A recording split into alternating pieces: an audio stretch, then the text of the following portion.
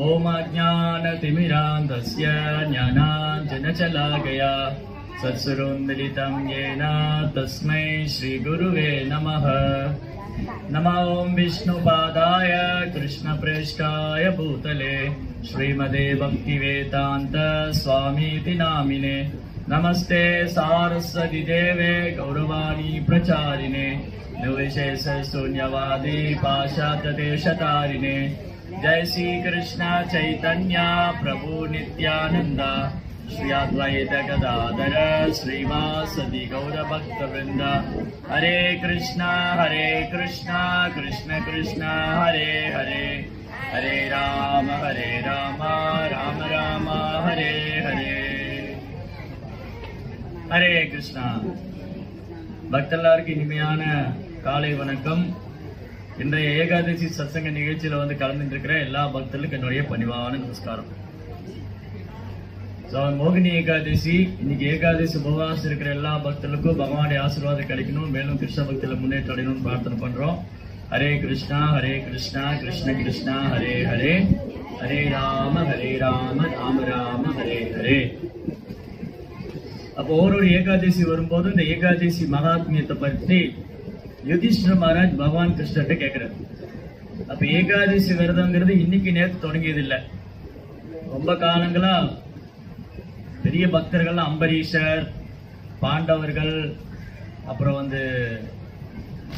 துருவ மகாராஜ், அப்புறம் நிறைய பேர், நிறைய வைஷ்ணவர்கள் பக்தர்கள்லாம் ஏகாதசி விரதம் இருந்திருக்காங்க. இது ரொம்ப காலமா வேத காலத்தொட்டே இருக்கு. ஏன்னா விரதங்கள்லயே உயர்ந்தது ஏகாதசி விரதம். மலைகளில் உயர்ந்தது ஹிமாலயம், நதிகளில் உயர்ந்தது கங்கை, பக்தர்களே உயர்ந்தவர் மகாதேவர், விரதங்கள்லயே உயர்ந்தது ஏகாதசி. இப்போ விரதங்கள்ங்கிறது இந்த மனுஷ வாழ்க்கையே தபங்களும் விரதங்களும் இருக்கிறதுக்கு தான். தபோ திவ்யம் புத்திரஹாயிர சத்தம் சூதேத தஸ்யாத் பிரம்ம சௌக்கியம் ஸ்தானன்யம் ரிஷப்தேவ் சொல்றார். இந்த மனித வாழ்க்கை தபத்தையும் விரதத்தையும் அனுஷ்டிக்கிறதுக்காக. மனித வாழ்க்கை எதுக்காக? தபங்களையும் விரதங்களையும் அனுஷ்டிக்கிறதுக்காக. அதனால இந்த விரதம் இருக்கிறது, தவம் வாழ்க்கை எல்லாம் நம்மளை புனிதப்படுத்திக் கொள்றது. நம் மனது புலன்கள்லாம் கிருஷ்ணருடைய சேவையில் ஈடுபடுத்தி நம்மை நாம் புனிதப்படுத்திக் கொள்றதுக்கு தான் இந்த விரதங்கள். அப்ப ஏகாதசி விரதம், ஒரு ஏகாதசி வரும்போது இந்த ஏகாதசியுடைய மகிமைகளை யுதிஷ்டிர மகாராஜா பகவான் கிருஷ்ணர்ட்ட கேட்கிறார். ராமச்சந்திரர் பகவான் இந்த பூமியில் இருக்கு, அவரு ஏகாதசி விரதம் இருந்திருக்காரு. இது எப்படி? பகவானே விரதம் இருந்திருக்காரு. பகவான் எதுக்கு விரதம் இருக்கணும்? பக்தர்கள் தான் விரதம் இருக்கணும். பகவானை அடையணும், என் புலன்கள் தூய்மை அடையணும், என் மனது தூய்மை அடையணும், நான் கிருஷ்ண பக்தியில முன்னேற்றம் அடையணும்னு பக்தர்கள் உபவாசம் இருக்கலாம். பகவானே உபவாசம் இருக்கிறாரு. பகவான் ஒரு உதாரணமா இருக்காரு, உதாரண புருஷோத்தமா. பகவான் மனித ரூபத்துல இந்த பூமியில வந்ததுனால அவரும் தபங்களும் விரதங்களும் அனுஷ்டானம் பண்ணிருக்காரு. பகவானே தபங்களும் விரதங்களும் அனுஷ்டானம் பண்ணிருக்காரு. அப்போ இந்த ஏகாதசி மகாத்மியத்தை பகவான் கிருஷ்ணர் யுதிஷ்டர்ட்ட சொல்றதுக்கு முன்னாடி என்ன சொல்றாரு? இதே மாதிரி கேள்விதான் ராமச்சந்திர பிரபு வசிஷ்டர்ட்ட கேட்டாரு. இந்த ஏகாதசியோட மகிமை என்ன? வைகாச மாசம் சுக்லபக்ஷத்துல வரக்கூடிய இந்த ஏகாதசி, மோகினி ஏகாதசி, இந்த ஏகாதசி மகிமை என்ன அப்படின்னு பகவான் ஸ்ரீராமர் அவருடைய குருவான வசிஷ்டர்ட்ட கேட்டிருக்காரு. இந்த கதை யார் சொல்றா?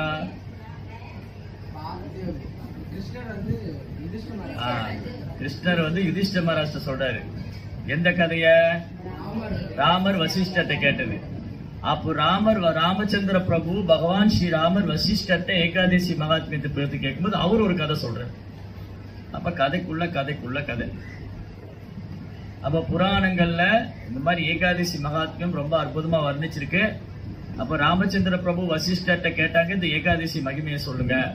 அப்ப அவரு சொன்னாங்க, முன்னொரு காலத்துல சரஸ்வதி நதிக்கரையில பத்ராவதினு ஒரு அழகான நகரம் இருந்தது. பத்ராவதி.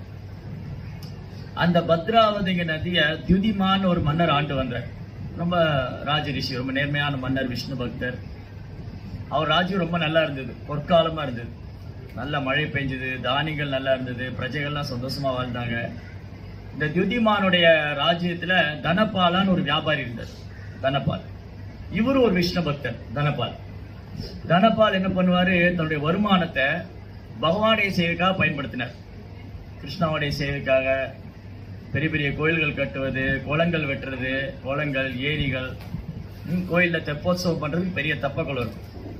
அந்த மாதிரி துதிமான் வந்து தன்னுடைய செல்வத்தை எல்லாம் பயன்படுத்தி ஒரு பெரிய தெப்பக்குளம் வெட்டுறாரு. இந்த மாதிரி பெரிய புண்ணிய காரியங்கள், நல்ல பக்தி சம்பந்தமான விஷயங்கள்லாம் பண்ணி ரொம்ப சிறந்த ஒரு மகாத்மா. யாரு? போச்சு தனபால். துதிமான் வந்து அந்த நாட்டோட ராஜா, தனபால் தான் அந்த வியாபாரி. நிறைய பேர் வரும், குழப்பிக்காதீங்க. ஸோ என்னாச்சு, தனபாலா வந்து ரொம்ப அழகா குளம் எல்லாம் வெட்டி பகவானுடைய சேவைக்காக பொதுமக்கள் வந்து அந்த குளத்துல நீராடலாம், தெப்போத்சவம் பண்ணலாம், மாதிரி நிறைய கைங்கரியம் பண்றாரு. இவர் வந்து இவருக்கு 5 குழந்தைகள் இருந்தாங்க. தனபாலாவுக்கு 5 பசங்க.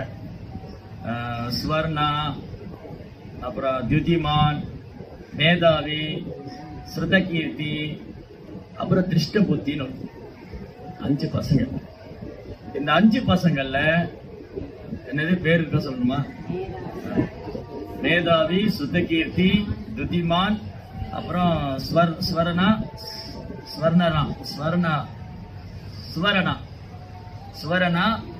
துதிமான், மேதாவி, ஸ்ருதகீர்த்தி, திருஷ்டபுத்தி. 5 பசங்க. யாருக்கு? தனபாலா. அதுல ஒரு பையன் பேரு திருஷ்டபுத்தி தான். அவன் புத்தி வந்து சுத்தமா இல்ல, அவன் புத்தி அசுத்தமான. ஏன்னா அவன் அந்த மாதிரி சேர்க்க. தனபால் மாதிரி ஒரு நல்ல கிருஷ்ண பக்தருக்கு மகனா பிறந்து கூட அவன் துஷ்டகிரு சவாசனம் நிறைய கெட்ட பழக்கம்லாம் இருந்துச்சு. மது அருந்துறது, மாமிசம் சாப்பிட்றது, தகாத உறவு, சூதாட்டம், இந்த மாதிரி ரொம்ப மோசமா வந்து வாழ்க்கையே ரொம்ப கீழ்நிலையா போயிடுது. அப்பா வந்து எவ்வளோ அறிவுரை சொல்றாரு, கேட்க மாட்டேங்கிறான். தனபாலுடைய செல்வத்தை எல்லாம் எடுத்து கொண்டு போய் விலை மாதுட்ட கொடுக்கறது, சூதாட்டத்துல போடுறது, இந்த மாதிரி ரொம்ப மோசமான பையன். ஒரு நாள் பொறுத்து பார்த்தாரு, வீட்டை விட்டு அடிச்சு விரட்டிட்டாரு அந்த பையனை. யாரு? தனபால வந்து திருஷ்டபுத்திய வீட்டை விட்டே துரத்தி விட்டார். வீட்டை விட்டு துரத்தி விட்டோடனே அந்த விலை மாதுவை கூட்டிகிட்டு ரோட்ல சுத்திக்கிட்டு இருக்கான். எல்லாம் பாக்குறவங்க எல்லாம், என்னடா மனுஷன் இவன், இந்த மனித வாழ்க்கை கிடைச்சு இந்த மாதிரி விலை மாது கூட காலத்தை வீணடிச்சுக்கிட்டு இருக்கான், செல்வத்தை பூரா வீணாக்கிட்டான். அவங்க அப்பா செல்வத்தை பூரா இப்ப என்ன, கையில போட்டிருக்கிற நகை, கையில வச்சிருக்கிற பணம் எல்லாம் அந்த விலை மாது கூட செலவு பண்ணி ஒரு கட்டத்துல கையில போட்டிருக்கிற ஆபரணங்கள், கழுத்துல போட்டிருந்த ஆபரணம் எல்லாத்தையும் வித்தாச்சு. எல்லாத்தையும் வித்து அந்த விலை மாது கூட இருந்து சூதாட்டத்துக்கெல்லாம் போய் மதுவெல்லாம் அருந்தி மாமிசெல்லாம் சாப்பிட்டு, அப்புறம் பணம் இல்லை கையில. இவன் என்ன பண்ணான், வீட்டை விட்டு விரட்டி விட்ட உடனே ஊருக்கு வெளியே தங்கியிருந்தான். யாரு? திருஷ்டபுத்தி. ஸோ ராத்திரி ஆனா ஊருக்குள்ள வந்து கொள்ளையடிக்கிறது. ராத்திரி பணம் வேணும் இல்லையா, சூதாடுறதுக்கு, புலன்பு அனுபவிக்கிறதுக்கு பணம் வேணும். ஸோ ராத்திரியானா ஊருக்குள்ள வந்து சூறையாடு. ஒரு நாள் எல்லாம் கையும் காலமா பிடிச்சி தர்மாட்டி கொடுத்தாங்க. உயிரை மட்டும் தான் விட்டு வச்சாங்க. இந்த தனபாலாவுக்கு வேண்டி விட்டு வச்சாங்க. இந்த பையன் அப்பேற்பட்ட ஒரு புண்ணியவானுக்கு பிறந்த பையனை அடிச்சு விரட்டிட்டாங்க. இங்க ஊருக்குள்ள வந்தா உன்னை கொன்னுருவான், உங்க அப்பாவுக்கு வேண்டி உன்னை விடுறோம், இல்ல உன்னை உயிரோட விட மாட்டோம்னு சொல்லி அவனை அடிச்சு விரட்டி அவன் காட்டுக்கு ஓடிப்பான். காட்டுல போய் அலைஞ்சு திரிஞ்சு கையில காசு இல்லாம விலங்குகளை கொன்னு, விலங்குகளை வேட்டையாடி, மான், மயில், பறவைகள், குயில்கள், உயிரின பறவைகள் என்னெல்லாம் உயிரில பார்க்கணும் கண்டபடி கொண்டு குவிச்சு அதையெல்லாம் சாப்பிட்டு இப்படி வந்து ஒரு பைத்தியக்காரனை போல அந்த பித்து பிடிச்ச போல காட்டுல சுத்திக்கிட்டு இருக்கான். இப்படிதான் ஒரு நாள் அவன் வாழ்க்கை வந்து ரொம்ப மோசமா பாவகரமான வாழ்க்கை. இதே ஒரு பாவகரமான திருஷ்ட புத்தி. அங்கேயே சுத்தி அலைஞ்சு திரிஞ்சு பசி, ஏக்கம், தாகம், கவலை, காடு பூரா திரிஞ்சான். அப்போ ஒரு நாள் அதிர்ஷ்டவசமா வந்து கௌண்டன்ய முனிவருடைய ஆசிரமத்துக்கு வந்தான். கௌண்டன்ய முனிவர் அப்பதான் முனிவர் தண்ணியில நீராடிட்டு அவர் துணியை வந்து ஈர துணியை வந்து புழிஞ்சு அப்படி உதறாரு. அந்த ஈர துணியை புழிஞ்சு உதரும் போது சில துளி வந்து அவர் மேல பட்டுச்சு. யாரு? இந்த திஷ்ட புத்தி மேல. இந்த மாதிரி ஒரு சாதுவோடைய அனுகிரகம் கிடைச்ச உடனே இந்த திஷ்ட புத்தி வந்து அப்பதான் உணர்றான், என் வாழ்க்கையை நான் எவ்வளவு வீணாக்கிட்டேன், உடன்பத்துல பெண்களோடு உல்லாசமாக மது அருந்தி மாமிசம் சாப்பிட்டு என் வாழ்க்கையை நான் வந்து கிடைத்தருக்கு அரிதான இந்த மனித வாழ்க்கையை நான் நரக மாதிரி மாத்திக்கிட்டேன். எனக்கு நரக வாழ்க்கை தான், வாழும்போது நரக வாழ்க்கை, இப்ப உடலை விட்டாலும் நரக வாழ்க்கை தான். இதுல இருந்து எப்படி விடுபடுறது? அவன் வந்து கௌண்டன்ய முனிவருடைய பாதங்கள் விழுந்து கதறி அழறான். ஓ முனிவரே, இந்த மாதிரி என் வாழ்க்கை இப்படி ஆயிடுச்சு, வீணா போயிட்டேன். இந்த மாதிரி துஷ்ட சங்கம், விலைமாதோடைய சங்கம் எல்லாம் போய் என் வாழ்க்கை வீணா போயிடுச்சு. நீங்க தான் அனுகிரகம் பண்ணணும். அப்போ அவர் சொன்னாரு, இந்த விசாக மாசத்துல வரக்கூடிய சுக்லபக்ஷ ஏகாதசி, மோகினி ஏகாதசி உபவாசம் இருந்து நீ பகவான் கிருஷ்ணரை வழிபட்டு அவருடைய நாமத்தை உச்சரிக்கணும் அப்படின்னு இந்த கதையை வசிஷ்டர் ராமச்சந்திர பிரபுட்ட சொல்ற. அதை யுதிஷ்டிர மகாராஜா கிருஷ்ணர் சொல்ற. இந்த மாதிரி திஷ்ட புத்தி, அவன் நிறைய பாவ வாழ்க்கை வாழ்ந்திருந்தாலும் அவன் ஒரு சாதுவோடைய சங்கத்தினால அவர் அறிவுரைப்படி அந்த ஏகாதசி விரதம் இருந்து பகவானுடைய நாமத்தை உச்சரித்து அவன் எல்லா பாவங்களிலிருந்து விடுபட்டான். அதனால ஓ யுதிஷ்டிரா, யாரும் இந்த ஏகாதசியோட மகிமையை கேட்கிறாங்களோ, பாடுறாங்களோ, ஜபிக்கிறாங்களோ, உபவாசம் இருக்கிறாங்களோ, அவங்க எல்லா விதமான பாவத்திலிருந்து விடுபடுவாங்க. அவங்க பகவான் ஸ்ரீ கிருஷ்ணருடைய தாமரை திருப்பாதத்தை அடைவார்கள். ஜெய் ஸ்ரீ மோகினி ஏகாதசி மகோத்சவக்கு. இந்த மாதிரிதான் நமக்கு திஷ்ட புத்தி. கோயில்ல வந்தா ஒரு புத்தி, வீட்டுக்கு போனா ஒரு புத்தி, பல புத்திகள் இருக்கு இல்லையா? பக்தர் சங்கத்தில் இருக்கும்போது ஒரு விதமான புத்தி, பக்தர் இல்லாதவங்க சங்கத்துல போனா வேற மாதிரி புத்தி, சோ மெனி புத்தி, நிறைய புத்தி. அந்த புத்தியெல்லாம் சுத்தமா இல்ல, அசுத்தமா இருக்கு. புத்தி அசுத்தமா இருக்கு, மனசும் அசுத்தமா இருக்கு. உடம்ப மட்டும் நிறைய சோப்பெல்லாம் போட்டு குளிச்சு வச்சு சுத்தமா வச்சுக்கிறோம். சிலர் அதையும் சுத்தப்படுத்துறது இல்லை. சிலர் உடலையா தூய்மை வச்சுக்கிறாங்க, உடலும் தூய்மை இல்லை, புறமும் தூய்மை இல்லை, அகமும் தூய்மை இல்லை. சிலருக்கு புறம் மட்டும் தூய்மை இருக்கின்றது, அகம் தூய்மையா இல்லை. அதனால யார் ஒருத்தர் இந்த ஏகாதசி விரதம் இருந்து பகவானுடைய நாமத்தை உச்சரிப்பாங்களோ, இந்த ஏகாதசி பற்றி 4 பேருக்கு சொல்லிக் கொடுக்குறவங்க, உபவாசம் இருக்க வைக்கிறவங்க எல்லாருக்கும் பல்வேறு நன்மைகள் கிட்டும். குறிப்பா நம்ம இந்த பிறப்பு இறப்பு சக்கரை துண்டு.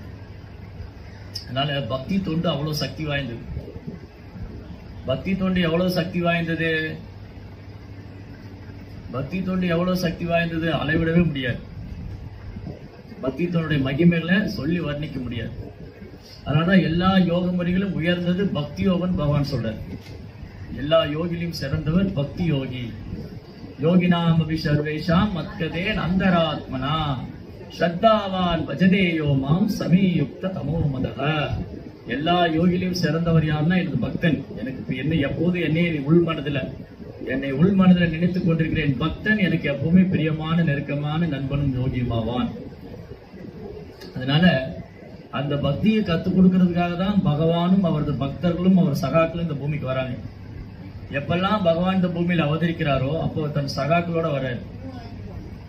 அந்த நித்திய எட்டர்னல் அசோசியேட், எட்டர்னல் கன்சர்ட், பகவானுடைய நித்தியமான சேவகர்கள், நித்தியமான சகாக்கள், நித்தியமான சகிகள், நித்தியமான மனைவி, அவங்களோட இங்க பகவான் வர.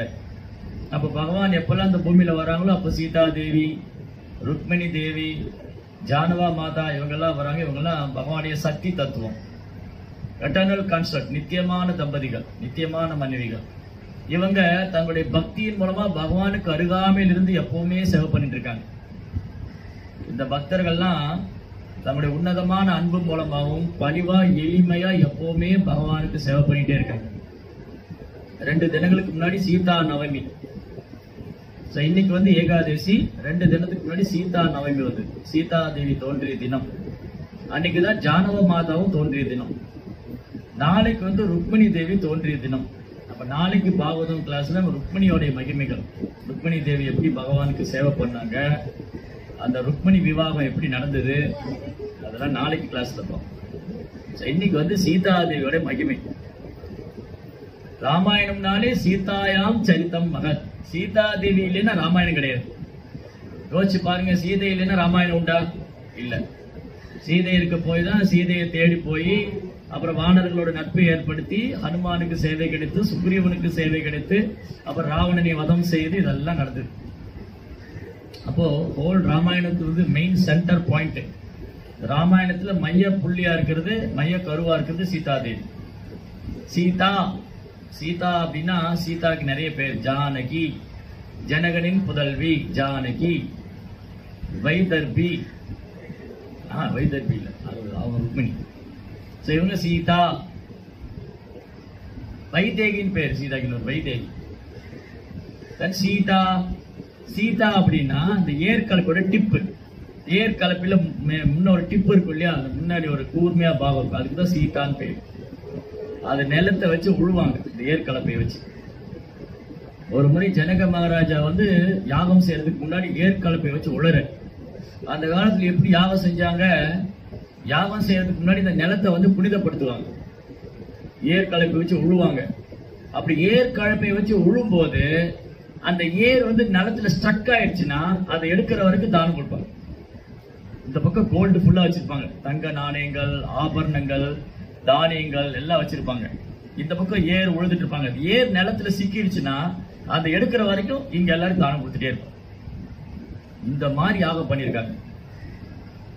நிலத்தை உழுது அந்த இடத்தை சுத்தப்படுத்தி, அப்புறம் அந்த யாகம் செய்யற பிராமணர் தூய்மையானவரா இருக்கணும். யாகம் பண்ற நோக்கம் வந்து விஷ்ணுவை திருப்திப்படுத்துறதுக்காக இருக்கணும்.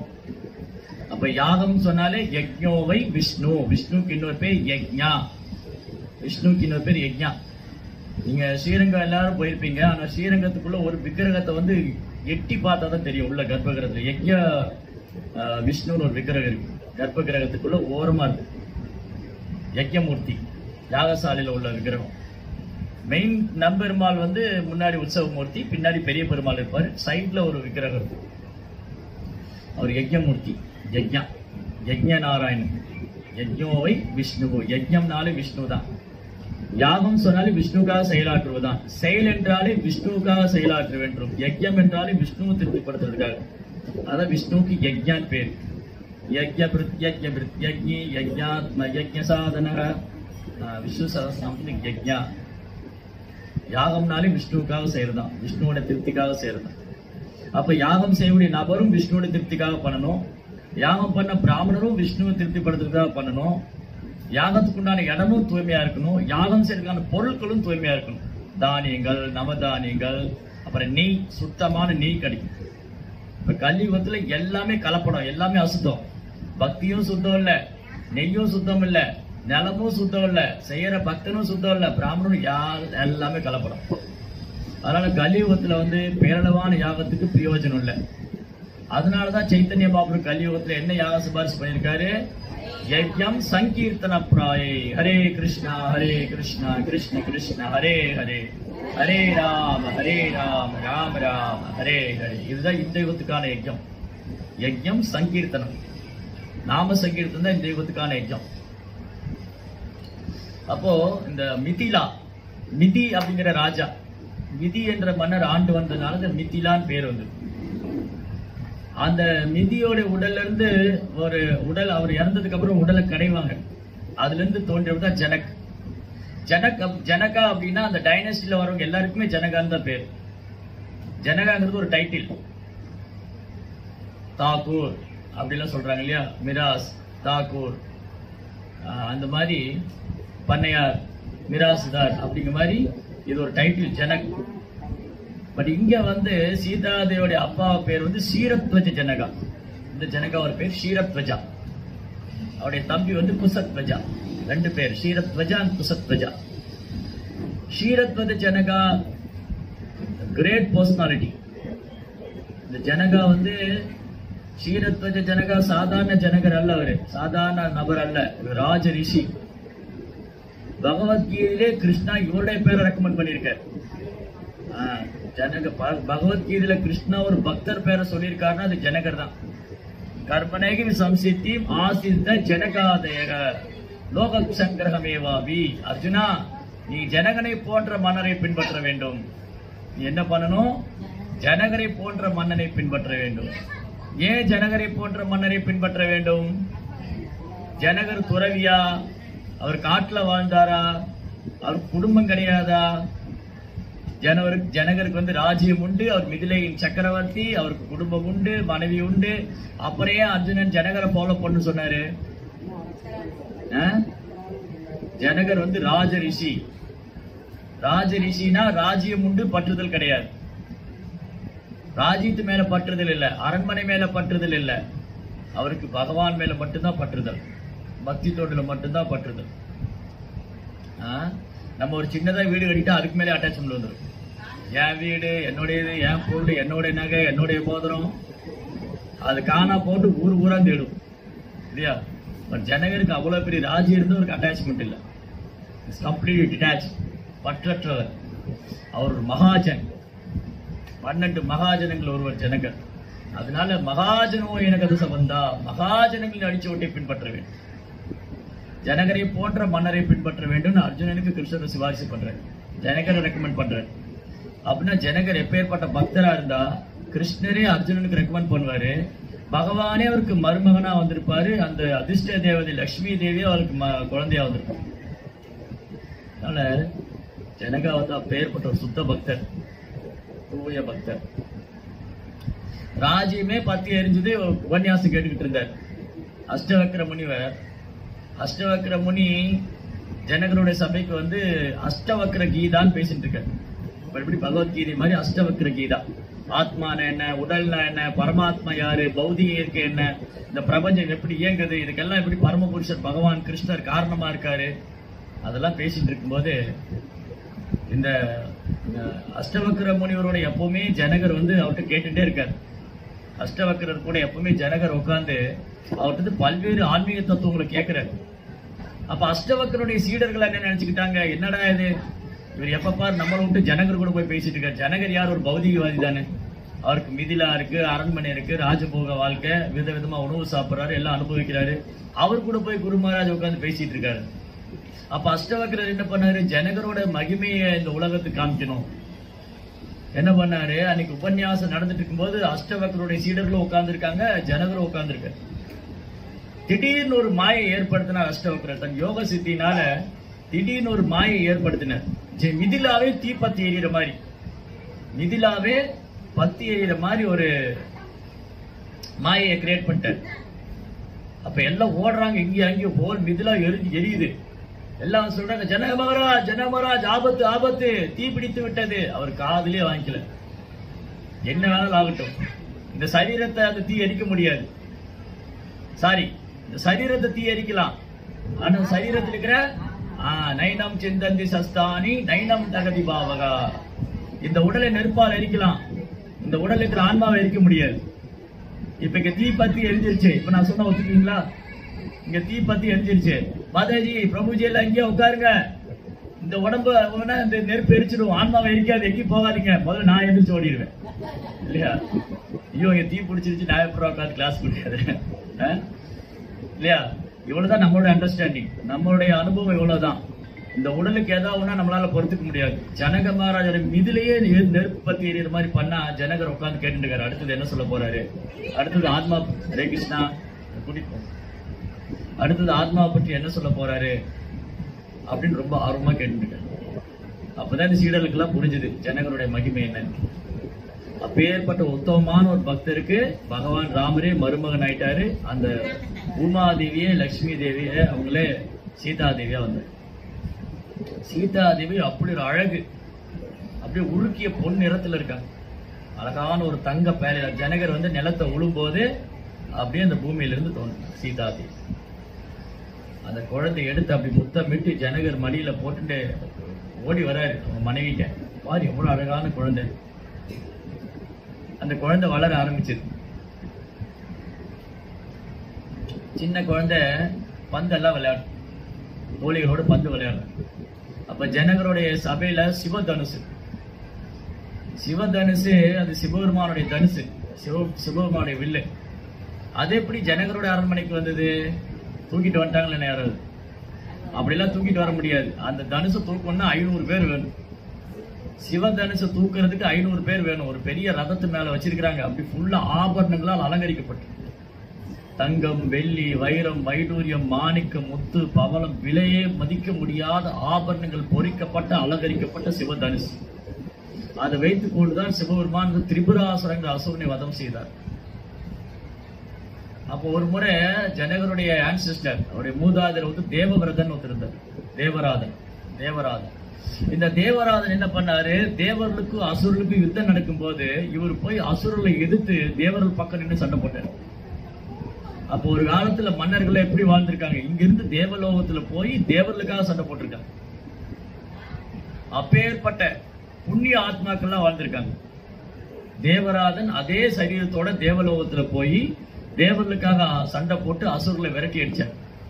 அப்ப அவருடைய வீர தீர சூர பராக்கிரம செயல்களை கண்டு என்ன பண்ணாங்க, சிவபெருமான் தனுசை பரிசா கொடுத்தார். அசுரர்களை வென்று தேவர்களை காத்ததுக்காக தேவராதன் தேவர்களை காத்தவன். சோ என்னாச்சு, அந்த சிவதனுச பரிசம் கொடுத்த. சாதாரண நபரால் அதை தூக்கவே முடியாது, 500 பேர் வேணும். அப்பேற்பட்ட சிவதனுசு ஒரு பெரிய ரதத்து மேல வச்சிருக்காரு, ஒரு சக்கரம் பூட்டப்பட்ட ஒரு ரதம். இந்த பந்து என்ன போச்சு, பூ பந்து போய் அந்த ரதத்துக்கு அடியில விழுந்துருச்சு, வில்லுக்கு அடியில. என்ன பண்ணாங்க, ஜனகர் உட்கார்ந்துட்டு இருந்தாரு. சீதாதேவி ஓடி போய் அந்த குழந்தை அந்த வில்ல தூக்கி எடுத்து மாத்தி வச்சுட்டு அந்த பந்து எடுத்துட்டு வந்தார். பார்த்தோன்னே ஜனகருக்கு பெரிய ஆச்சரியம். ஹரே கிருஷ்ணா. இதை பார்த்தோன்னே ஜனகருக்கு பெரிய ஆச்சரியம். என்னடா அது, இந்த குழந்தை இவ்வளவு சாதாரணமா 500 பேர் சேர்ந்தாலும் தூக்க முடியாத ஒரு வில்ல இந்த குழந்தை சாதாரணமா தூக்கிடுத்து அவங்க வெளியில கூட்டிட்டு எங்க அவங்க ஐயம் மதிச்சு.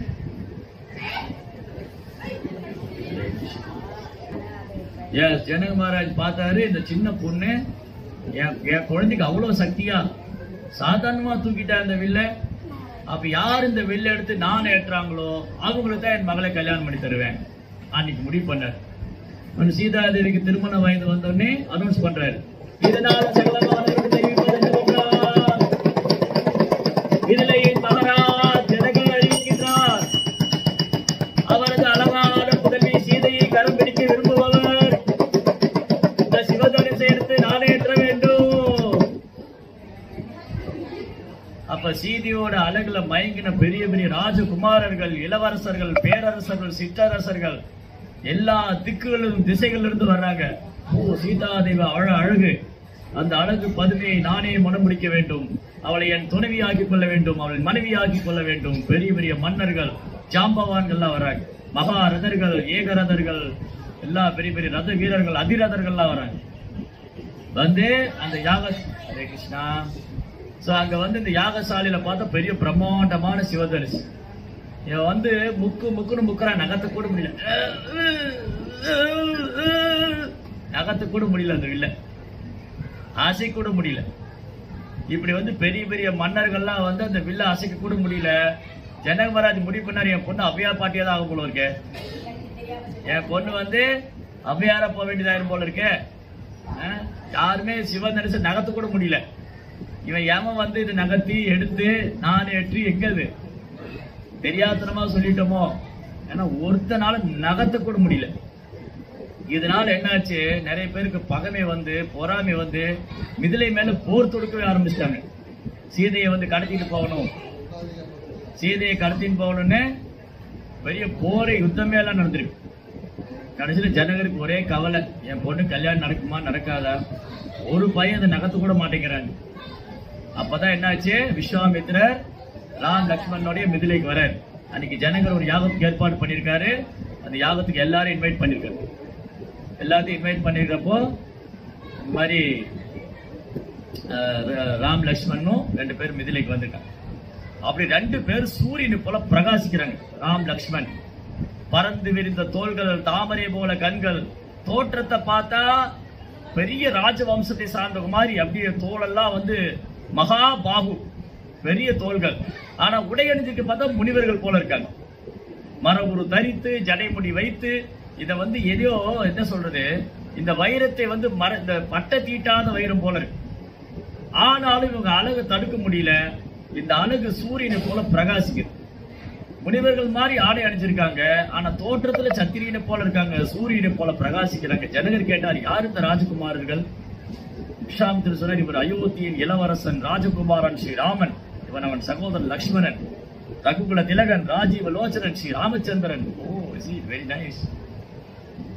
ஆமா லக்ஷ்மணா, வாங்க எங்க இடத்துக்கு விருந்தாளியா வந்து நாங்க செஞ்ச பாக்கியம், இங்க போய் எல்லாம் ஓய்வு எடுத்துக்கங்க, நீங்க ரொம்ப தூரம் நடந்து வந்திருக்கீங்க, கழிச்சு போயிருப்பீங்க, ஓய்வு எடுங்க. அப்புறம் விஸ்வாமித்திரரும் ஜனகரும் பேசிட்டு இருக்காங்க. திரும்பி ஜனகர் வந்து ஒரே சோகமா இருக்கார். விஸ்வாமித்திரர் கேட்கிறார், ஜனகா என்ன ஆச்சு, ஏன் உன் முகத்தில் சோகம்? உன் ராஜ்யத்தில் மழை பெய்யவில்லையா? உன் மக்கள் எல்லாம் துன்புறுகிறார்களா? தானியங்கள் வளருவதில்லையா? அதெல்லாம் ஒரு குறை இல்லை. மாதம் மும்மாறி பொழிகிறது, எல்லாம் பூமி விளைகிறது, ஒரு பிரச்சனையும் இல்லை. அப்ப என்ன பிரச்சனை? என் பொண்ணுக்கு கல்யாணம் ஆகும்போது தான் பயமா இருக்கு. ஏன்னா இந்த சிவதனுசு ஒருத்தர் தூக்கு நகர்த்து கூட மாட்டேங்கிறாரு. அப்போ விஸ்வாமித்திரர் சொன்னாரு, ராமன் செய்வானது, ஓ ராமன் பார்த்தால் பாலகன் போல இருக்கிறாரே, அவர் செய்வாரா? ஓ ராமன் செய்வான், ஏன் செய்ய முடியாது? அப்படி மட்டும் நடந்து விட்டால் நான் அந்த பேரதிர்ஷ்டம் எனக்கு, நான் தான் பேரதிர்ஷ்டசாலி. சரி, நாளைக்கே அனௌன்ஸ் பண்ணுங்க, இந்த மாதிரி சுயவரம் நடக்க போகுது, எல்லாரும் வாங்க. திரும்பி ஒரு அனௌன்ஸ்மெண்ட். இதனால செல்லமாக தெரிவிப்பது என்னவென்றால், மிதிலையின் ராஜகுமாரி சீதை தேவியை கதம் பிடிக்க விரும்புபவர்கள் இந்த சிவதனுசை ஏற்றி நான் எடுத்து அந்த பெண்ணை கரம் பிடித்துக் கொள்ளலாம். ஓ மாவீரர்களே, மகாராஜாக்களே, இளவரசர்களே, ராஜகுமார்களே, ரெடியா? எல்லாருக்கும் சீதையை கல்யாணம் பண்ண ஆசை இருக்கான, சிவதனுசு நகர்த்த கூட முடியல. அவரே கல்யாணம் திரும்பி வந்தான். ஒருத்தனும் இடுப்புல உள்ள துணி இறுக்கி கட்டிட்டு குஸ்தி எல்லாம் அடிச்சு பல்ட்டி எல்லாம் அடிச்சு நகர்த்த கூட முடியல. அப்புறம் லக்ஷ்மணன் பார்த்து சிரிச்சுட்டு இருக்காரு. லக்ஷ்மணன் உட்காந்து இது நடக்கிற காமெடி எல்லாம் பார்த்து சிரிச்சுட்டு இருக்க. எனக்கு கடைசியில ராமருடைய பேர் அனௌன்ஸ் பண்றாங்க. ரகுகுல திலகன், ராஜீவலோச்சனன், அயோத்தியாவின் ராஜகுமாரன் ஸ்ரீராமன். ஜெய் ஸ்ரீராம். ராமன் சொல்லும்போது சீதர் அப்படி பாக்குறாங்க. டக்கு சீதையை தலை குமிந்தே இருந்தாங்க. ராமான்னு சொல்லும்போது அவங்க முகம் பண்ணி மேல தூக்குது. அப்ப பார்த்தா சீதை அப்படி அழகு. அண்ணனும் நோக்கினால் அவளும் நோக்கினாள். ராமர் சீதையை பார்க்க, சீதையை ராமர் பார்க்க, ரெண்டு பேர் அப்படி அழகு. அவங்க ரெண்டு பேர் பார்க்கலாம், அது நல்ல விஷயம். இங்க ஆண் பொண்ணை பார்த்தா ப்ராப்ளம். ஜட உலகத்துல ஆண் பொண்ணை பார்த்தா ப்ராப்ளம், பொண்ணை ஆணை பார்த்தா ப்ராப்ளம். என்ன ஆயிரும்? ரெண்டு பேரும் கல்யாணம் பண்ணுவாங்க, அப்புறம் சண்டை போட்டுக்குவாங்க. ஆனா சீதை ராமரும் நித்தியமான தம்பதிகள். அப்ப போய் ராமர் வந்து விஸ்வாமித்திரருக்கு நமஸ்காரம் பண்ணி, ஜனகருக்கு நமஸ்காரம் பண்ணி, சிவதனுசுக்கு நமஸ்காரம் பண்ணி, அப்படி அந்த முகம் அப்படி சாந்தமா இருக்கு. ராமர் முகம் எப்பவுமே சாந்தமா இருக்கும். நம்மள மாதிரி டென்ஷனா பார்க்கவே முடியாது. ஐயோ, நாளைக்கு விடிஞ்சா பட்டாபிஷேகம், விடிஞ்சா பட்டாபிஷேகம், நீ காட்டுக்கு போன்னு சொன்னா விடிஞ்சிருச்சு. அதுவும் விடிஞ்சு போச்சு. அடுத்தது பட்டாபிஷேகம் யாகத்துல போய் உட்காரணும். அந்த நிலையில போய் நீ காட்டுக்கு போகணும்னு சொன்னா நாமளா இருந்தா என்ன பண்ணுவோம்? அரண்மனையை 2 ஆக்கிடும் இல்லையா? அரண்மனையை 2 ஆக்கி கைகையை நாடு கடத்தி விட்டுருவோம். நாம அங்க இருந்தோம், ராமர் இடத்துல நம்ம இருந்தா தசரத்துல பிடிச்சி ஜெயில போட்டு கைகையை காட்டுக்கு அனுப்பிச்சு விட்டு. பட் ராமர் என்ன பண்ணாரு? அப்படியே ஆகட்டும், அன்னையின் விருப்பம் அப்படின்னா அதை பூர்த்தி செய்ய வேண்டியது என்னுடைய கடமை அல்லவா? தந்தையை வாக்குறுதி நிறைவேற்ற வேண்டியது தமையனின் கடமை அல்லவா? ராமர் அப்படியே சாந்தமா அப்படியே அமைதியா ஆனந்தமா எடுத்துட்டார். அந்த ராமச்சந்திர பிரபு அந்த வில்லுல போய் அப்படி இந்த வில்ல கை வச்சு அப்படியே லெப்ட் ஹேண்ட்ல அசாதமா தூக்கிட்டாரு. இந்த கை ஹேண்ட் யூஸ் பண்றோம் இல்லையா, கையை நம்ம பயன்படுத்துறோம் இல்லையா, இந்த வலது கை பழக்கம் உள்ளவங்க இடது கையில ஸ்ட்ரென்த் இருக்காது, வலது கை பயன்படுத்துறவங்களுக்கு இடது கையில சக்தி இருக்காது. இடது கை பழக்கம் உள்ளவங்களுக்கு தான் இடது கையில சக்தி இருக்கும், வலது கையில இருக்காது. ராமர் என்ன பண்ணாரு? இடது கையில அசாதமா தூக்கி நிறுத்திட்டார். இவன் நகர்த்தவே முடியும், இவ்வளவு பேர் நகர்த்த முடியாத அதை கொண்டு வர்றதுக்கு 500 பேர் முக்கி தள்ளிட்டு வந்தாங்க அந்த வண்டியை.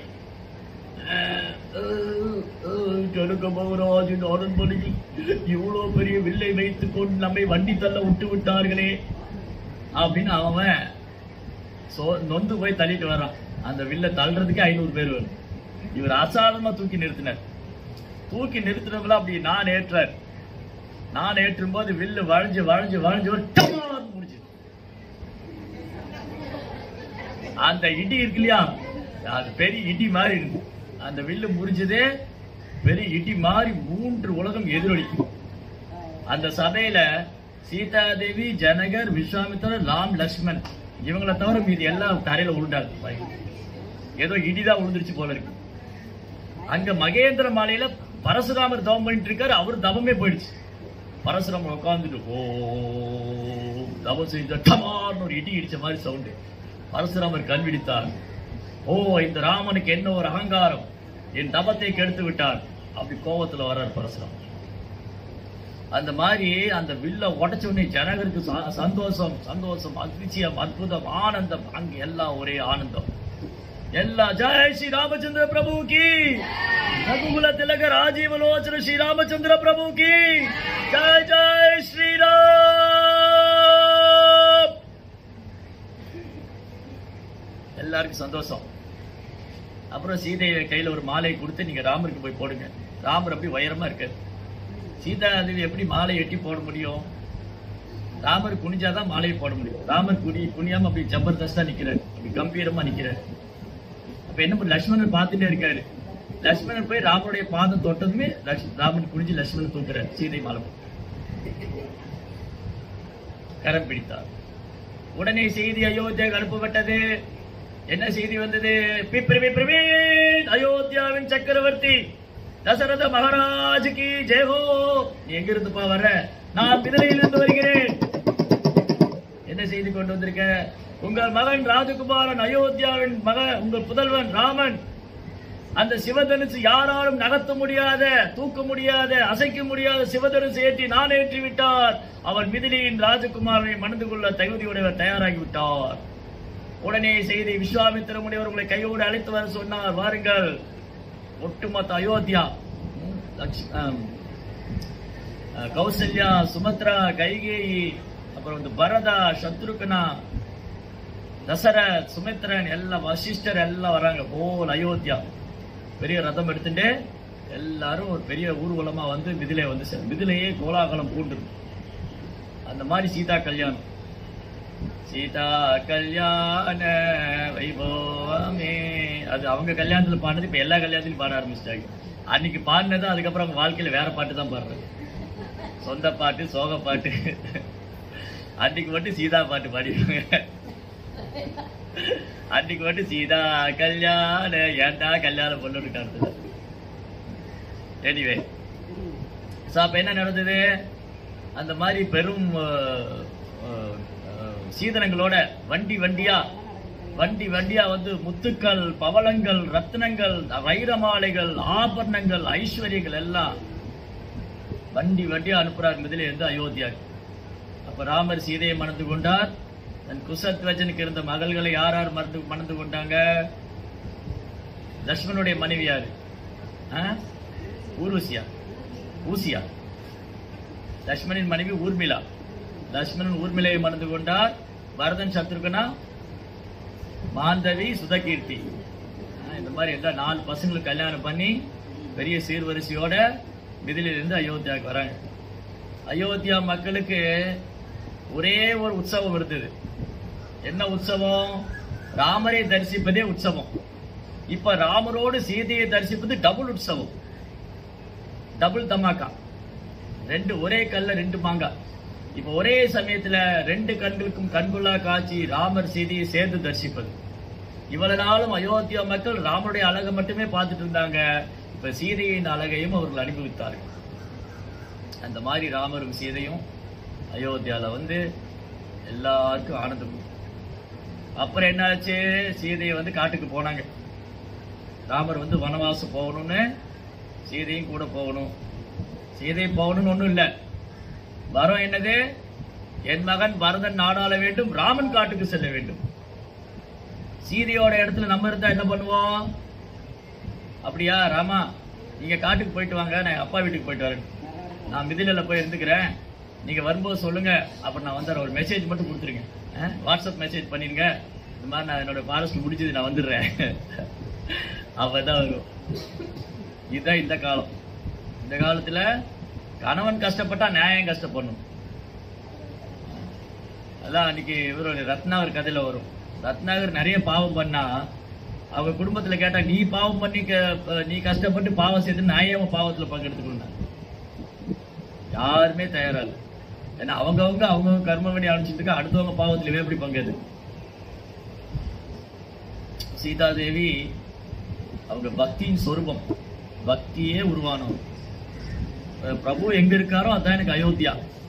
ராமர் சொல்றாரு, சீதா நீ மிதிலையின் ராஜகுமாரி, நீ கானகமே கண்டதில்லை. சீதாதேவி மலைக்கு கூட காட்டு பக்கம் போனதில்லை. அங்க கொடூரமான மிருகங்கள், விஷ ஜந்துக்கள்லாம் இருக்கும், முற்கள்லாம் இருக்கும். அந்த தாமரை பாதம் தரையில பட்டதே இல்லை. சீதையின் தாமரை பாதம் அரண்மனையில சிகப்பு கம்பளத்தில் நடந்த தாமரை பாதம். மிதிலையின் ராஜகுமாரி அந்த புறத்துல நந்தவனத்துல தன் தோழிகளோடு அப்படியே ஆனந்தமா இருந்தவங்க எப்படி காட்டுல வர முடியும்? அதனால வேண்டாம் சீதே, நீ இங்கே இருந்துக்கோ. 14 வருஷம் நான் போயிட்டு வந்துடுறேன், முடியவே முடியாது. அழறாங்க. முடியாது, நானும் கூட வரும் அழுதான். ராமராலும் சீதையை பிரிந்திருக்க முடியாது, அழைச்சிட்டு போனார். சீதையை கூட்டின்னு போய் அந்த வனவாசல் போது ராவணன் சீதையை தூக்கிட்டு போனான். எங்க கொண்டு போய் வச்சிருந்தான் சீதைய? ராட்சசத்து மத்தியில வச்சிருக்கான். ஒரு நிமிஷம் அங்க இருக்க முடியாது. அசோக வனத்துல ராட்சசர்கள் மத்தியில சுத்தி ராட்சசிகள், நர மாமிசம் திங்கிறவங்க, சாதாரண பெண்கள் அல்ல அவங்க. இந்த ராட்சசிகள்லாம் யாரு? மனிதனை கொன்னு கழுத்து திருகி ரத்தத்தை குடிக்கிறவங்க, நர மாமிசம் திங்கக்கூடிய ஜந்துக்கள். அந்த ராட்சசிக்கு மத்தியில சீதை வைக்கப்பட்டாங்க. அப்போ அவங்க பக்தி பண்ணாங்க. நம்ம கொஞ்சம் அவசரம் வந்துட்டாலே பக்தியாவது ராமராவது கிருஷ்ணராவது ஓடிடும். கொஞ்சம் கஷ்டம் வந்துட்டாலே பகவானாவது பக்தியாவது கோயிலாவது, இல்லையா? ஆனா சீதாதேவி வைக்கப்பட்டது ராட்சசர்களுக்கு மத்தியில, சுத்தி ராட்சசிகள். ஒரு நாளும் ராவணன் வந்து என்ன செய்வான்? பயந்து பயந்து இருக்கும். திடீர்னு வருவான், ஏ சீதே, நீ எனக்கு அடி பண்ணி விளையாட்டா, உன்னை கொண்டு விடுவேன், கழுத்தை திருகி விடுவேன், ரத்தத்தை குடித்து விடுவேன்மா. ஒரு நாள் என்ன பண்ணா? ராமர் மாதிரி ஒரு மாயா தலை எடுத்துன்னு வந்தான். ராமருடைய தலை மாதிரி ஒரு மாயா தலை எடுத்து வந்து சீதை முன்னாடி தூக்கி போட்டான். பார், உன் பிரபு ராமன் தலையை நான் கொய்து விட்டேன், ராமன் மடிந்தான். சீதே, இனியும் அந்த மானிடனை நம்பாதே, அவன் தலையை துண்டித்து விட்டேன். அதனால நீ என்னை மணந்து கொள், நீ லங்கேஸ்வரி ஆகிவிடலாம், இந்த லங்கையின் மகாராணி. சீதாதேவி அலறான். திருச்சடா சொன்னா, நீ நம்பாத, அவன் ஏமாத்துறான், ஏதோ ஒரு மாயா தலையை கொண்டு வந்து பிரபுதன் சொல்றான், கிடையாது. அப்ப திருச்சடா சொன்னாங்க, நேற்று நான் ஒரு கனவு கண்டேன். அந்த கனவுல உங்க பிரபு ராமர் வந்து ராவணன் 10 தலையை துண்டித்தார், கரங்களை துண்டித்தார். ராவணன் ஒரு பெரிய பர்வதத்தை போல கீழே விழுந்தான். எங்கு பார்த்தாலும் ஜெய் ஸ்ரீராம் கோஷம் எழுந்தது அப்படின்னு தன் கண்ட கனவை பற்றி சொல்கிறாள் திருச்சனா. அப்போதுதான் சீதைக்கு ஆனந்தம். இந்த ராவணன் ஒரு நாள் வருவான், நான் ராமனை கொன்று விடுவேன், அவன் தலையை எடுத்து வருவேன், அதை எடுத்து வருவேன், இதை எடுத்து வருவேன். நான் முட்டா பையன், அவனால் ராமன் கிட்ட நெருங்க கூட முடியாது. சீதை இந்த மாதிரி பயமுறுத்தி இவன் எப்ப என்ன வந்து செய்வான், என்ன பண்ணுவான், சுத்தி ராட்சசிகள்லாம் சொல்லுவான், ஏ சீதா, நான் சொல்வதை கேள், நீ மரியாதையா லங்கேஸ்வரனை மணந்து கொள், இல்லை என்றால் நாங்கள் எல்லோரும் உன் ரத்தத்தை குடித்து விடுவோம். இந்த ராட்சசிகள்லாம் சீதை டார்ச்சர். நீங்க சிரிக்கிறீங்க, இதுதான் நடந்தது. யோசிச்சு பாருங்க, ராட்சசிக்கு மத்தியில சீதாதேவி என்ன பொங்கலா சாப்பிட்டு இருந்தாங்க? ஒண்ணு வாய்ப்பே இல்லை. சுத்தி ராட்சசிங்க. பக்தர்கள் மத்தியிலே நம்மளால வாழ முடியல. பக்தர்கள் மத்தியிலே வாழ முடியல, எங்க ராட்சச மத்தியில போய் வாழ்றது? கொடூரமான ராட்சசிகள், தமோகுணம் ரஜோகுணம் சொரூபமானவங்க. ஆனா சீதாதேவி எல்லாத்தையும் பொறுத்து கொண்டு, ஒரு நாள் என் பிரபு வருவார், இந்த அரக்கர்களை தண்டிப்பார், அந்த ராவணின் தலையை துண்டிப்பார், என்னை கரம் பிடித்து அழைத்து செல்வார்கள். நம்பிக்கை மட்டுமே பிரதானமாகும். ராமா ராமா ராமா என்று பிரபுவுடைய நாமத்தை ஓதிக்கொண்டு, ராமத்தை துடித்துக் கொண்டு, பிரபுவுடைய தாமரை திருப்பால் தியானித்துக் கொண்டு, இரவு பகலாக கண் உமைக்காமல் சீதாதேவி ராமரையே நினைத்துக் கொண்டு. இதுதான் பக்தி. ஒருத்தர் எந்த சூழ்நிலை வச்சாலும் பக்திங்கிறது மாறக்கூடாது. ஏன் ராமர் வருவாரா, என்ன கரம் பிடிப்பாரா, இந்த ராவணனை கொல்லுவாரா, இல்ல அவர் கொல்லப்படுவாரா, இந்த சந்தேகத்துக்கு இடம் கிடையாது. என் ராமன் வருவார், இந்த அயோக்கியனின் தலையை துண்டிப்பார், என்னை அழைத்து செல்வார். அந்த அசோகவனம் சோகா, ஆக்சுவலி அந்த சோகமே கிடையாது சீதை இருந்ததுனால. ஆனா அந்த அசோகவனத்துல என்னைக்கு சீதை அங்க சந்தோஷமா இருந்ததே இல்லை. எப்பவுமே ராமரை நினைச்சுக்கிட்டே இருக்காங்க. என்னைக்கு அவங்க சிரிச்சாங்க? ஹனுமான அசோகவனத்தில் நுழைந்த பொழுதுதான். அப்போ சீதைக்கு சந்தேகம், ஒருவேளை இந்த ராவணன் தான் மாறு வேஷத்துல வந்துட்டானோ. ஹனுமான் வந்து அங்க பாடுறாரு, ஓ சீதா மாதா, ஏ சீதா மாதா, பிரபு ராமர் என்னை அணித்தார், நான் வந்து விட்டேன், நான் உங்களை பிரபுவிடம் அழைத்து செல்வேன். இந்த பாட்டெல்லாம் பாடுறாரு. அப்புறம் அவர் அயோத்தியாவின் ரகுகுல திலகன் ஸ்ரீராமன், அவன் சிவதனுசை உடைத்து தங்களின் கரம் பிடித்தார். எல்லா கதையும் சொல்றாரு. சீதாதேவிக்கு ஆச்சரியம், யாரு எங்க வாழ்க்கையில் நடந்த கதையெல்லாம் சொல்லிட்டு இருக்கேன் இந்த வானரம், ஒருவேளை இது ராமனுடைய தூதரா இருக்குமோ? நான் தான் ராமன் தூதன். திடீர்னு ஒரு சந்தேகம் வந்துச்சு, இல்ல இல்ல நம்ப முடியாது, இந்த ராட்சசன் தான் மாறு வேஷத்துல வந்திருப்பான், இந்த ராவணன் இருக்கானே இவன் மாறு வேஷத்துலயே வருவான். அப்புறம் ஹனுமான் என்ன பண்ணாரு, சீதைக்கு சந்தேகம் வந்துடுது இவர் ராமதூதரான்னு. அப்ப அந்த மோதிரம் கொடுத்தாரு. அப்புறம் ஒரு சீக்ரெட்டான ஸ்டோரி சொன்னார். அப்பதான் சீதைக்கு நம்பிக்கை வந்தது இவர் ராமதூதர் தான்.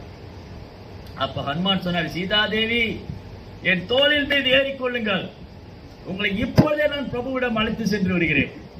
ராவணன் இல்ல, அவங்க அப்பனுக்கு அப்ப வந்தாலும் என்ன ஒண்ணும் செய்ய முடியாது. ராவணன் இல்ல, ராவணனுக்கு அப்பனுக்கு அப்ப வந்தாலும் ஹனுமான அசைக்க முடியாது. Hanuman first class devotee. Hanuman நினைச்சா என்னனாலும் பண்ண முடியும் அவரால், அவ்வளவு சக்தி இருக்கு அவர். சீதாஜி சொன்னாங்க, இல்ல ஹனுமான், என் பிரபு வந்து என்னை அழைத்து செல்வதா தர்மம். நீ போய் என் பிரபு வர சொல்லு. இன்னும் 1 மாத காலம் தான் இருக்கு. அதுக்குள்ள அவர் வரவில்லை என்றால் அந்த உடலை மாய்த்துக் கொள்வேன். அப்புறம் ஹனுமான் யோசிச்சாரு, சரி வந்துட்டு ஏன் சும்மா போகணும், ஒரு விளையாட்டு விளையாண்டுட்டு போலாங்க. அசோகவனத்துல ஒரு மண்டபம் இருந்தது. அந்த மண்டபத்தை தூணை பேத்து எடுத்து அந்த மண்டபத்தையும் தும்சமாக்கி அந்த வனத்தையும் தும்சமாக்கி அங்க ராட்சசியெல்லாம் ஓட விட்டார். ராட்சசெல்லாம் வந்தா அவனை வந்து தூண்லயே அடிச்சு மண்டையை உடைச்சு எல்லாம் உயிருக்கு வந்து அசுரங்கள்லாம் ஒரே அலற குரல், அசோகவனம் போற அலற குரல் இங்க அங்கேயும் ஓடுறாங்க. செய்தி ராவணன் கெட்டியது. வானம் ஒரு ராட்சச ஓடுனா, பிரபு பிரபு ஆபத்து ஆபத்து, என்ன ஆபத்து? அசோகவனத்தில் ஒரு வானம் நுழைந்து அந்த வனத்தையை தும்சமாய் கொண்டிருக்கிறது. யாரங்கே? அமைச்சர்களே, மந்திரிகளே, உடனே செல்லுங்கள், அந்த வானத்தை பிடித்து உயிரோடு உள்ள பிணமாக பிடித்துக் கொண்டு வாருங்கள். ராவணன் வெறும் யுத்தம். மந்திரிகள் வந்தாங்க, சேனாதிபதி எல்லாத்தையும் எமலோகத்துக்கு அமிச்சிட்டார். ஹனுமானுக்கு அட்டி வாங்கி மண்டை உடைஞ்சு இதயம் 2ஆ பிளந்து அசோகவனத்துல ரத்தம் ஆறு ஓடிச்சு. கடைசியில் என்ன பண்ணாரு, ராவணனுக்கு பெரிய சேலஞ்ச் ஆயிட்டு, ராவணனுக்கு பெரிய சவால் ஆயிட்டார் ஹனுமான். கடைசியில் ராவணன் என்ன பண்ணா, மகனை கூப்பிட்டா, இந்திரஜித், மேகநாதா, தந்தையே சொல்லுங்கள், நான் என்ன செய்ய வேண்டும், நீ அந்த வானத்தை பிடிச்சு வாங்க. இவன் என்ன பண்ணா, இவன் பெரிய வீரன் நினைச்சிட்டு வந்தார். பிரம்மாஸ்திரம் எடுத்துட்டு வந்தா, நான் பிரம்மாஸ்திரத்தை விட்டு இந்த வானத்தை பிடித்து விடுவேன். பிரம்மாஸ்திரத்தினால ஹனுமான் டச்சே பண்ண முடியும். ஏன்? பிரம்மா வரம் கொடுத்திருக்காரு. ஓ ஹனுமான், பிரம்மாஸ்திரத்தினால் உன்னை கட்டுப்படுத்த முடியாது, உன்னை கட்ட முடியாது. எந்த அஸ்திரத்தாலும் ஹனுமானை கட்ட முடியாது, யாராலும் ஹனுமானை வெல்ல முடியாது. ஹனுமான் என்ன பண்ணாரு, இந்த முட்டாள் வந்து என்ன பிடிக்கலான்னு பிரம்மாஸ்திரம் போட்டிருக்கா, சரி நம்ம மாட்டிக்கலாம், நம்ம மாட்டிட்டாதான் அந்த இவனை போய் பார்க்கலாம். யாரு? இந்த லங்கேஸ்வரன். பிரம்மாஸ்திரத்துல கட்டி வச்சிட்டாரு இந்திரஜித். நான் அந்த வானத்தை பிடித்து விட்டேன், கொக்கரிக்கிறான். ஆனா ஹனுமான் தான் மாட்டிட்டு இருக்காரு, அவன் ஒன்னும் பிடிக்கல. நேரா கொண்டு வந்து ராவணன் முன்னாடி நிறுத்தினாங்க. லங்கேஸ்வரா, இதோ பார், உன் மகன் பிடித்து விட்டான் அந்த வானரத்தை. ராவணன் ஒரு பெரிய சிம்மாசனத்தில் உட்கார்ந்துட்டு இருக்கான், ஹனுமான் தரையில் நின்று இருந்தாரு. அவர் என்ன பண்ணாரு, வாழை சுருட்டி சுருட்டி சுருட்டி சுருட்டி அது ஒரு சிம்மாசனமா போட்டாரு, அது மேல உட்கார்ந்துருக்காரு. அப்படி ஹனுமான் வந்து ராவணன் முன்னாடி கால் மேல கால் போட்டு உட்கார்ந்துருக்காரு. ராவணன் கோபம், வானரமே, இந்த வானரத்தை கொல்லுங்கள், தலையை துண்டிங்கள். உடனே விபீஷணன் சொன்னார், இது தர்மம் அல்ல, இது அநீதி. இவன் வேற எப்ப பாரு தர்மம் நியாயம், என்னையா பிரச்சனை உனக்கு? இந்த வானரத்தை கொல்லக்கூடாது, வேற ஏதாவது தண்டனை கொடுத்துக்குங்க. இந்த வானரத்தின் வாலில் நெருப்பை வையுங்கள். வானரத்துக்கு வால் மேல ரொம்ப அட்டாச்மெண்ட் இருக்காது, பார்க்க ரொம்ப அழகா இருக்கு, வால் ஆடிக்கிட்டு. இந்த வாலில் நெருப்பை வைத்து விடுங்கள். ஹனுமானுடைய வால்ல துணியை சுத்துறா, அது வால் நீட்டு போயிட்டே இருக்கு, சுத்திட்டே இருந்தான். சுத்தி சுத்தி களைச்சு போனான். கடைசி நெருப்பை வச்சு விட்டான். ஹனுமானுக்கு எப்படி இருந்தது, ஐஸ் வச்ச மாதிரி இருந்தது. ஹனுமானுடைய வால்ல நெருப்பு வச்சா அவருக்கு ஐஸ் வச்ச மாதிரி இருந்தது. என் வாலியா நெருப்பு வைக்கிறீங்க, இப்ப என்ன பண்ற பாருங்க. லங்கையே கொளுத்தி விட்டார். கோல் லங்கா தகனம், லங்கா எரிஞ்சு கோல்ட் எல்லாம், ஸ்வர்ண லங்கா தங்கெல்லாம் உருகி ஆறா ஓடுது. எல்லா பக்கம் தீ பிடிச்சி எரியுது, லங்கையே பத்தி எரியுது. அசோகவனம் தீ பிடிச்சி எரியுது. ஹனுமான் யோசிச்சு, அஜிஜோ அங்கதானே சீதா மாதா இருக்காங்க, நான் உள்ள லங்கையை பூரா தீ புத்த வச்சிட்டேன், நான் ஒரு வானருங்கிறது சரியாதான் இருக்கு. அப்புறம் போய் என்ன பண்ணாரு, இந்த வாழை போய் தண்ணியில நினைச்சிட்டே அவர் சீதாதேவி இருக்கிற இடத்துக்கு போனா அவங்களுக்கு ஒன்றும் ஆகலை. அப்ப சொன்னாங்க, சீதாதேவி, ஹனுமான் 2 நாள் கூட இங்க இருந்துட்டு போங்களேன். ஹனுமானுடைய சங்கம் சீதைக்கு அவ்வளவு சந்தோஷம், ஒரு பக்தருடைய சங்கம். அப்புறம் நீங்க போய் சீக்கிரம் பிரபு வர சொல்லுங்க. ஹனுமான் நினைச்சிட்டா, சீதையோடைய கருணையால தான் எனக்கு வால்ல நெருப்பு வச்சப்போ எனக்கு சுடவே இல்லை, ஐஸ் வச்ச மாதிரி இருந்தது. அந்த மாதிரி ஹனுமான் போய் சீதை இருக்கிற இடத்த பார்த்துட்டு வந்து சொன்ன, கண்டேன் சீதைன்னு சொன்னான். ஏன்னா ஹனுமான் வந்துட்டாருந்துமே ராமருக்கு என்ன, ஹனுமான் வந்துட்டாரு, சீதையை பார்த்தாரா பார்க்கலையா, கண்டுபிடிச்சாரா இல்லையா, அந்த கேள்விக்கு பதில் வேணும். அப்ப ராமரை சந்தோஷப்படுத்தணும். சீதையை கண்டேன்னு சொன்னா, சீதைன்னு சொன்னா சீதைக்கு என்ன ஆச்சு, சீதைக்கு என்ன நடந்ததோ ஏதாச்சோ ராமர் பதட்டம் ஆயிடுவார். சீதையை பார்த்தீங்களா பார்க்கலையா, சீதைக்கு என்ன ஆச்சு, அந்த கேள்விக்கு ஆடல. கண்டேன் சீதை கண்டேன் அப்படின்னா ராமருக்கு சந்தோஷம். சரி, அப்படியே ஹனுமானை கட்டி தழுவிட்டார். ஹனுமான், நீ செய்த சேவை இருக்கு இல்லையா, இதுக்கு எனக்கு எந்த கைமாறும் பண்ண முடியாது. ஆனா ஒண்ணு மட்டும் உறுதி, இந்த பூமியில ராமாயணம் இருக்கும் வரை உன் புகழ் இருக்கும். எப்பவுமே ஹனுமானுடைய புகழ். அந்த மாதிரி சீதா தேவிய ஹனுமான் பார்த்துட்டு வந்து சொல்லி, அப்புறம் ராமர் போய் சீதையை பிடிச்சிட்டு வந்தார், கரம் பிடிச்சு வந்தார். அந்த சீதா தேவி பக்தியின் சொரூபம். ராட்சசருக்கு மத்தியில பக்தி பண்ணாங்க. நம்ம குடும்பத்துல எல்லா பேப்பரபிளா இருந்து பக்தி பண்ண மாட்டேங்கிறோம் இல்லையா. கணவரும் பக்தரா இருக்காரு, இல்ல கணவர் பக்தரா இல்லைன்னா சப்போர்ட் பண்றாரு, எல்லாருக்கான சோம்பேறித்தனம். கும்பகர்ணாவோட ரிலேஷன்ஷிப் இதெல்லாம் தூக்கி போட்டுட்டு சீதா தேவி மாதிரி எந்த சூழ்நிலை வந்தாலும் நான் ஸ்திரமா இருக்கணும் பக்தியில. ஹரே கிருஷ்ணா. ஜெய் ஸ்ரீ மௌனி ஏகாதசி மகோத்சவ் கி ஜெய். ஸ்ரீ பிரபுபாத்.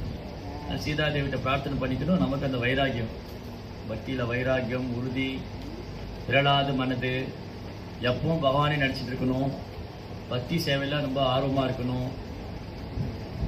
பொறுமை, எளிமை, சகிப்புத்தன்மையின் சொரூபம் சீதாதேவி.